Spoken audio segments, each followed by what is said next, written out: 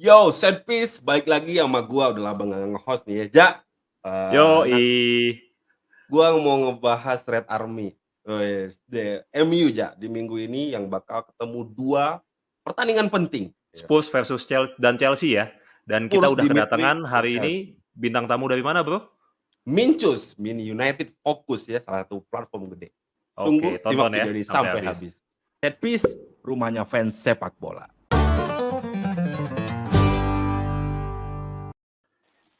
Nah, halo Mincus. Selamat Halo malam semua. Mincus. Halo, selamat malam Yoi. semua. Ya, Mantap. malam-malam. Yo, Kelihatan ya, set piece. Bro, kelihatan nggak sih kalau bintang tamu dari United lebih bugar daripada bintang tamu Liverpool? Oh, wes. Ya kan? Apa? Itu bahaya sekali pernyataan itu ya. Bintang tamunya loh, bintang tamunya, Bro. Iya. Nih Iya. kalau Nah, kalau di TikTok tuh soundnya tuh yang, "Wah ini parah nih," yang gitu. Nah, hari ini Mincus kita akan bahas nih United yang weekend ini akan menghadapi 2 partai yang cukup sulit ya, melawan Spurs dan Chelsea di weekend ya, Bro Angga ya? Iya, yoi. Nanti, karena kan Spurs juga lagi bagus-bagusnya, mereka menang terus ya 3 pertandingan terakhir dan Chelsea juga lagi oke-okenya dari Mason Mount juga. MU juga lagi bagus-bagusnya juga sih sekarang dibanding kemarin-kemarin.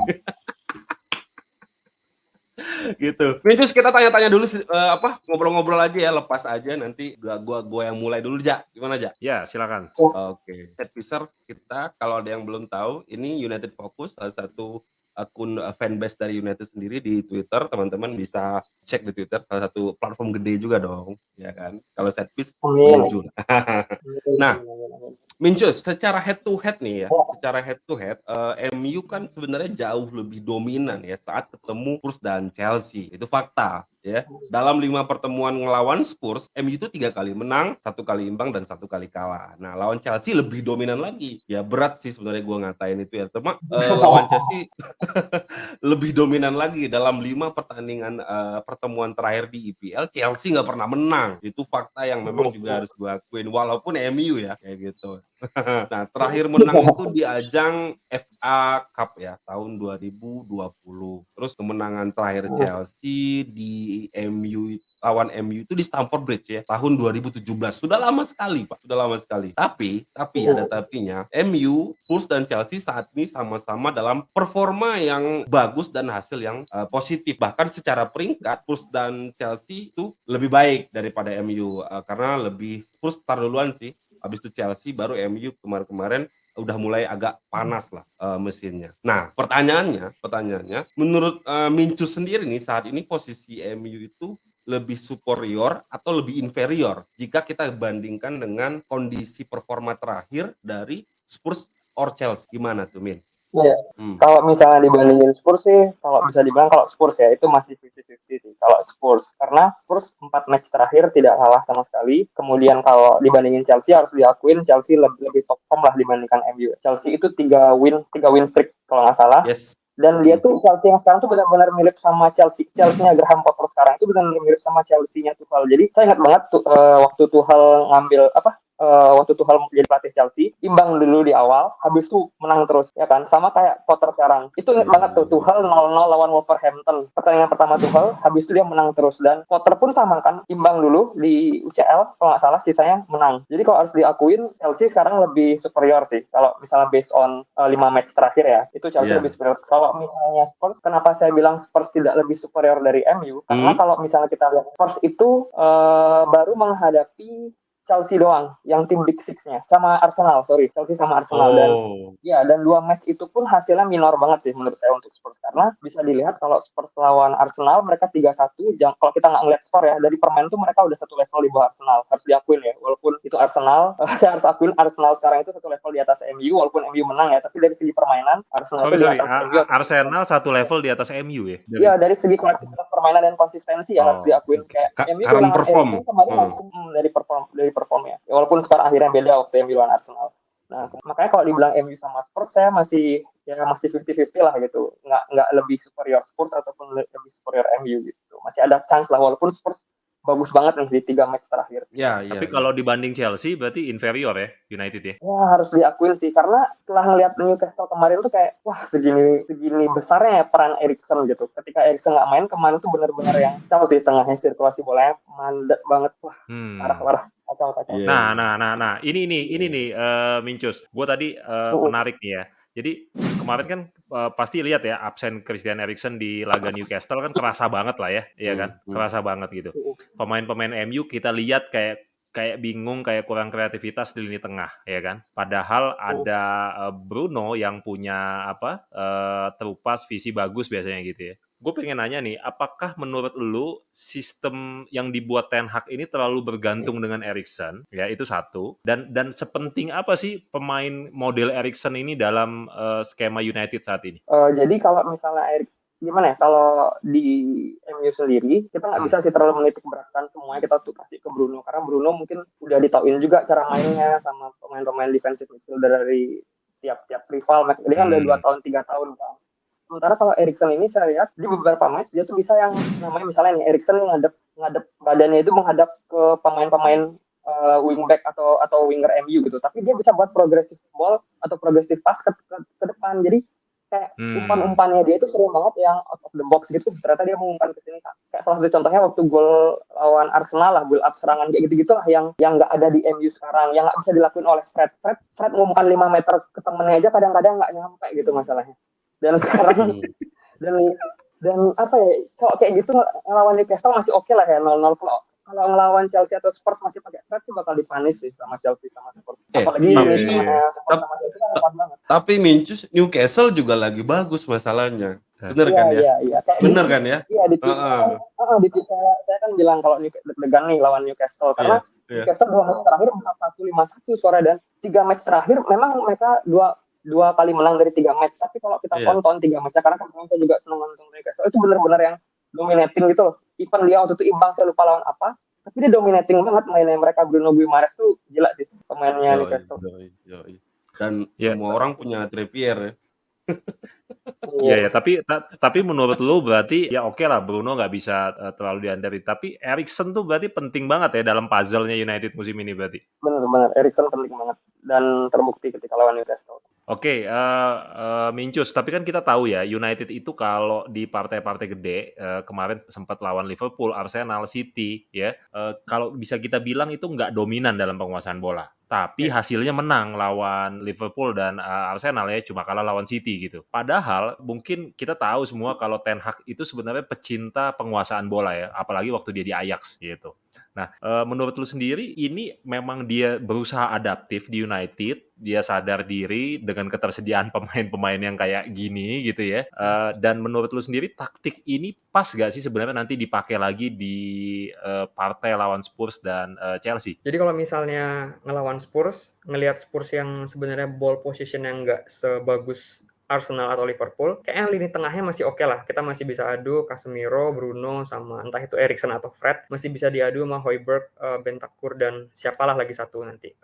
Kalau misalnya nanti di Chelsea, gue agak pesimis sih kalau MU bisa nguasain bola. Karena Chelsea itu ball positionnya kuat banget. Kalau dari data aja mereka, kalau nggak salah tim paling kuat nomor 3 atau nomor 2 lah dari ball position mereka. Itu 62% ball position musim ini. Nomor 3 ya, 62% cuy. Kayak maksudnya itu kuat banget tengahnya mereka, tengahnya Chelsea. Dan kalau lu lihat, lu bandingin tengahnya Chelsea sama ada Fred di sana ya kan, yang Fred ngepassing 5 meter aja nggak nyampe. Jangan gitu dong. Oh iya. Ini realistis ya kan. Iya, realistis ya. Lawan Newcastle yang Newcastle lagi bagus, tapi kan Newcastle lu nggak bisa samain sama Spurs dan Chelsea kan. Lawan Newcastle aja yang mungkin tier B-nya Liga Inggris dia kewalahan MU kayak gitu. Dan di Old Trafford lagi, apalagi ketika menghadapi Chelsea di Stamford Bridge ya. Chelsea di Stamford Bridge kan belum pernah kalah sama sekali musim ini. Mereka cuma imbang sekali lawan Spurs doang 2-2. Itu pun harusnya mereka menang nggak sih? Karena gol aneh. Iya. Jadi kalau menurut gue sih, ya kalau ngomongin ball possession dari Ten Hag adaptif banget ya. Tahu kualitas pemain tengahnya, maksudnya even itu Eriksen terlihat sangat bagus di MU, tapi kan Eriksen juga mantan pemain Brentford yang Brentford bukan klub yang oke lah, tapi ketika dibawa ke MU kayak kok bagus banget. Jadi itulah kita bisa ngelihat bagaimana kualitas pemain MU sampai seorang Eriksen yang sudah umur segitu pun masih benar-benar dibutuhin kayak gitu. Iya. Kayaknya kalau ngelihat Erikson aja itu jago banget, kayaknya perlu reinkarnasi Scholes ya. Iya, betul. Mau harapin McTominay tapi kayaknya susah juga ya. Iya, Ya iya, pasrah iya, aja iya. lah. Tomine juga Oke. menjadi penyelamat MU juga kan kemarin-kemarin di Iya. Udahlah, jangan Euro. disebut, Liga malam liganya jangan disebut. Liga Pocong, Liga Gue Pocong. gue lupa nama liga. Sengaja itu mau nyebut-nyebut itu Liga Malam Jumat. Nah, Gue inget selebrasi Ronaldo dan ditemani oleh Anthony yang gini tuh. Yang gitu tuh, yang golnya tuh. Waduh. Nah, Iya. kalau gue mau pengen ngebahas menurut lu secara pribadi nih ya, Lisandro Martinez yang awal-awal nih kan kalau gue lihat, ini back fighting banget ya, maksudnya etos kerjanya dan lain-lain. Kalau kita bandingin sama Maguire, bandingin sama back MU sebelum ya, sekarang kan udah lumayan bagus ya. Martinez, Dalot kemarin poinnya 9 loh di FPL, keren banget. Nah, sama Varane, Martinez sama Varane. Menurut lu pemain ini pemain bagus nggak sih? Kalau Varane menurut gue kalau dibilang bagus ya oke lah, maksudnya top class defender lah. Cuma kan dia sekarang kita sering tahu dia sering cedera, kayak kemarin pun dia cedera dua match waktu lawan City kan dia cedera sampai akhirnya dia jadi cadangan. Maksudnya kita nggak bisa ngarepin dia selalu konsistensi, apalagi kalau kita ngomongin liga kan kita ngomongin tentang konsistensi kan, karena itu kan main terus reguler. Bagus, cuma kalau untuk main terus di liga gue agak khawatir. Sementara kalau Lisandro Martinez, dia pemain masih muda. Lisandro Martinez itu pemain-pemain tipe-tipenya Sir Alex Ferguson banget sih kalau menurut gue. Kan yang MU zaman Sir Alex Ferguson itu kan bener-bener yang rampan banget, kayak ngandelin passion pemainnya banget ya gitu. Itu gue bisa lihat ada di Lisandro Martinez. Sementara dan itu juga bisa gue lihat akhir-akhir ini di Diogo Dalot. Kalau misalnya kita lihat kan Diogo Dalot bener-bener ekspresif banget setiap berhasil intercept, setiap berhasil tackle. Nah, itu adalah jiwa-jiwa yang emang harusnya ada di MU kayak gitu. Itu yang hilang selama ini ketika Sir Alex Ferguson pensiun kayak gitu. Jadi memang jadi passionnya menurut tuh udah balik ya? Beberapa pemain udah. Di beberapa pemain ya. Di Maguire gue belum lihat ya, di Maguire. Ya, terutama defense-nya MU, berarti lu ngelihat memang ada progres yang cukup signifikan di masa Terry Ten Hag sekarang gitu ya. Dibanding cuma menurut gua gimana tuh? Cuma menurut gue kurang panas aja sih defense kenapa gue bilang kurang panas. Jadi kalau gue lihat di datanya, MU itu adalah tim paling buruk nomor 2 yang kebobolan di babak pertama. Jadi 15. MU itu kebobolan, MU itu 15 kali kebobolan dan 11 kali itu di babak pertama, cuy. Itu kan maksudnya itu kita bisa ngeliat lah kalau mereka itu sering lengah di babak pertama, kurang panas di babak pertama. Jadi itu yang harusnya Ten Hag tahu masalah ini. 11 gol dari 15 gol MU itu terjadi di babak pertama, dia harus kasih tahu pemainnya untuk tidak lengah. Apalagi ketika menghadapi Spurs. Spurs itu yang gue lihat data adalah peringkat 3 paling banyak nyetak gol di babak pertama. Jadi ini kayak kebalikan gitu loh, kayak counternya gitu. Spurs itu bahaya dong. Iya, ngatur. Bener. Spurs itu bener-bener tim yang ngotot banget di babak pertama. Mereka cepet banget panasnya, mereka rampan banget. Sementara vice versa di MU yang pemainnya ya kayak masih dingin gitu main kakinya di babak pertama ya, dan sering lengah. Jadi kayak 11 gol dari 15 gol tuh menurut gua harus dicermatin sih sama Ten Hag dan jajaran pelatihan. Iya. Padahal not bad juga sebenarnya sih, Ja ya, karena MU ini udah 6 kali clean sheet juga sebenarnya. Ya karena 15 gol itu kan 6 golnya dari City, bro. Iya kan? 6 gol City, 4 gol Brentford. Nah, makanya artinya kan sebenarnya bagus juga clean sheet. Secara clean sheet, cuma mungkin terjadi clean sheet-nya itu di babak kedua. Babak pertama pasti jebol semua. Bahkan MU peringkat pertama atau kedua kalau masalah clean sheet kalau masalah kebobolan di babak kedua. Jadi mereka oke banget di babak kedua sebenarnya. Oke. Mincus, tapi menurut lu sendiri Varane sama Casemiro itu nyesel gak sih rekrutnya nggak 3 tahun yang lalu gitu? Kayaknya banyak yang bilang Varane sama Casemiro tuh ya udah walaupun Varane masih muda ya, tapi udah beda banget mainnya sama di Madrid. Nyesel siapa nih? MU-nya nyesel gimana? Iya, maksudnya kok sekarang gitu diambilnya. Kenapa nggak dari dulu gitu. Dan kalau dulu mah mereka nggak mau ya ke MU, mereka kan bener-bener lagi UCL-nya tuh ya kan. MU FA Cup aja nggak juara 3 tahun lalu. Iya. Ini udah untung mau ya. Sekarang udah untung mau. Udah untung mau deh. Udah untung. BU juga mungkin mereka lagi BU juga ya. Ini gaji mahal. Ini kan spesialis ngegaji pemain-pemain mahal. Iya, Iya, iya, iya. iya, iya. Ya, klub kaya, ya kan? Nah, Yoi, Iya. yoi. Tapi memang kalau balik ke pertanyaan gua tadi, Lisandro dan Varane itu ya Lisandro secara passion oke, dan Varane secara konsistensi masih dipertanyakan lah ya. Betul. Oke. Karena faktor usia juga sih, cederanya kan yang agak menghambat. Iya, iya, iya. Kalau gue sendiri kemarin, banyak orang mungkin nonton, fokusnya itu nonton, nungguin, City sama Liverpool, tapi gue kemarin pengen banget nonton dari awal itu MU ngelawan Newcastle lah yang kemarin. Berasa banget ya, karena ya kan? Nah, di situ Iya, iya. dari awal MU awal main aja udah kalah di game week 1 kan ya, lawan Brighton ya, kayak gitu. Ya, Nah, 2-1 ya. dibandingkan dengan sekarang ini kan memang ada tren yang memang membaik dan peningkatan dan hasilnya ada. Ini bagi gua kredit lah buat Ten Hag sendiri. 4 kali menang, 1 kali imbang dalam 6 kali pertandingan terakhir. Sekarang juga ada di posisi 5. Tapi menurut Mincu sendiri nih sebagai fanbase terbesar lah ya di Amin. Twitter mungkin. Amin. Nah, Terbanyak musuh. Ya. apalagi nih kekurangan Ten Hag yang masih harus diperbaiki oleh dan masih bisa ditingkatin. Ten Hag mungkin kurang cepat sadar ya kalau Maguire itu harus segera posisinya itu emang center bench ya. Center bench. Mincus, kita udah sampai didatengin hantunya Maguire. Nah,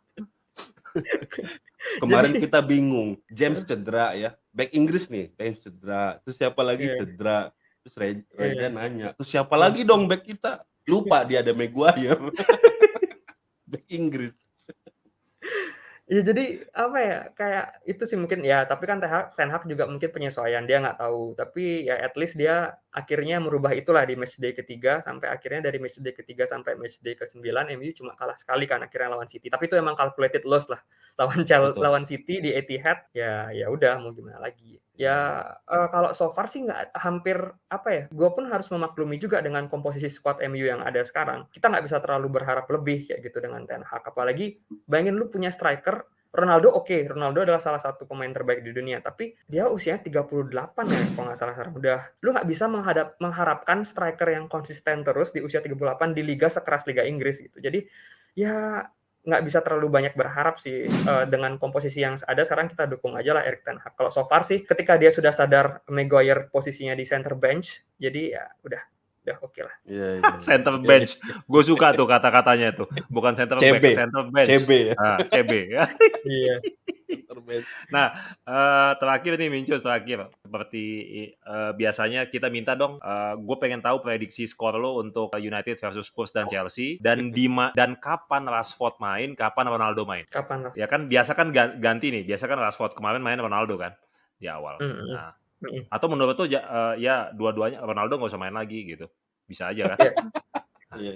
Kalau menurut gue ya, Ronaldo itu harus main di Spurs sih. Maksudnya gini, Spurs itu adalah tim yang mereka itu kalau misalnya mereka itu kadang-kadang low block defense banget gitu. Mereka itu bukan tim yang kayak Chelsea yang berani mainin bola ball possession dan sebagainya. Kalau mereka memang udah unggul, itu mereka bakal low block defense banget, compact defense, jarak antar lini itu pendek banget. Itu Spurs banget. Itu Spurs zaman Mourinho pun seperti itu gitu. Gue nggak tahu mungkin emang karena komposisi pemainnya mengharuskan pelatih melakukan itu, gue nggak tahu. Ronaldo itu cocok untuk main menghadapi tim seperti Spurs karena dia kan bisa mantulin bola, dia bisa jadi target man. Sementara kalau misalnya Rashford itu nggak bisa. Rashford kan tipe striker yang pelari, lu kasih bola daerah ke belakang pemain lawan kayak gitu. Itu sih kenapa gue bilang Ronaldo penting banget main di Spurs. Bahkan kalau misalnya kita lihat di match ke belakang waktu MU menang 3-1 kalau nggak salah kan dia hat-trick di Spurs. Match musim lalu itu Ronaldo yang hat-trick kan. 3 gol dari MU itu semuanya Ronaldo. Jadi ya itu pentingnya Ronaldo. Debutnya Ronaldo. Bukan. Pokoknya intinya 3 gol itu semua Ronaldo yang boyong. Maksudnya kan kita bisa tahu lah, MU itu butuh banget yang namanya Ronaldo ketika lu menghadapi tim seperti Spurs. Kalau lawan Chelsea sih gue nggak tahu ya, Ronaldo itu kan Ronaldo atau sebenarnya bukan Ronaldo atau Rashford yang main, Ronaldo atau Martial. Rashford itu dia bukan tapi kan Martial cedera, bro. Iya kan? Nah, itu dia. Karena Martial cedera kayaknya akan Ronaldo terus yang main. Tapi kan kita lihat juga kebugaran pemainnya karena jarak dari Spurs ke Chelsea kan deket tuh. Kita nggak tahu tuh apakah Ronaldo masih fit atau nggak ketika menghadapi Chelsea. Tapi lo pengen dua-duanya Ronaldo yang main berarti ya? Kalau nggak ada Martial. Tergantung form juga sih. Kita lihat waktu lawan Spurs seperti apa. Tapi kalau misalnya ketika menghadapi Chelsea, kalau memang nggak bisa dipaksain, kayaknya Rashford bisa gantiin Ronaldo ketika Ronaldo nggak fit dan Martial masih cedera. Prediksi Mincus? Prediksi skor? Kalau lawan Spurs, ya namanya juga fans MU ya, pengen menang ya, tapi kan kita sadar Iya. diri, 2-1, 1-0 lah, menang selisih 1 gol lah. Oke. Selisih 1 gol. Oke, Ya. untuk MU ya. Berapa Untuk poin MU ya? dong ya. Nah, untuk MU. Iya. Oke. Kalau Ya. lawan Chelsea, gue jujur kalau harus realistis sih, gue imbang udah seneng ya lawan Chelsea ya. Ngelihat Chelsea yang anjir, apa namanya, nggak kalah sama sekali di kandang, mereka kuat banget di kandang, terus lagi top form banget. Ya imbang 0-0, 1-1 oke lah. Walaupun gue pengen menang, tapi kalau harus realistis, imbang. Kayaknya udah bagus. Tapi kita berdoa saja semoga menang. Siap. Baik, kita kasih applause dulu. Menjadi bijak di sini nanti di Twitter. Yoi. Ini kan undangan pertama, ya pasti bijak ya kan. Iya, Nanti kan bener. kita undang lagi, baru keluar nih. Tapi bener-bener Chelsea agak takut sih lawan Chelsea yang sekarang. Mereka gini banget, kompak banget, luar biasa. Main Oke, FPL oke. nggak, Mincus? Main FPL? Jarang. Main, tapi jarang masang loh. Suka lupa soalnya. Oke bro, nanti kita lihat aja ya, apakah Ya. United bisa menaklukkan Spurs dan bisa paling nggak nahan imbang Chelsea ya, Minjus ya. Yoi. Iya. Paling nggak. 4 poin lah ya, Expect 4 poin lah ya Ya. minimal. Jadi 4. Oh, targetnya 4, bro. Jadi bukan 0, Target bukan 6 pasti, bukan tapi 2, kalau tapi 4. realistis 4. Iya. Wah. Oke. Udah Oke. target. Oke, Set Piser, thank you banget Mincus. Jangan lupa follow ya @UnitedFocusID di Twitter buat ngedapetin berita-berita atau analisa-analisa tentang MU yang paling aktual dan paling akurat. Oke. Set Piece, rumahnya fans sepak bola. Jangan lupa like and subscribe, pencet loncengnya, jadi kita upload, teman-teman tahu. Jangan lupa follow akun TikTok dan IG kita di Setpiser. Dan bagi yang belum subscribe, silakan subscribe, like, komen, dan juga tonton video-video ini karena biasanya akan ada bagi-bagi giveaway ya bro ya.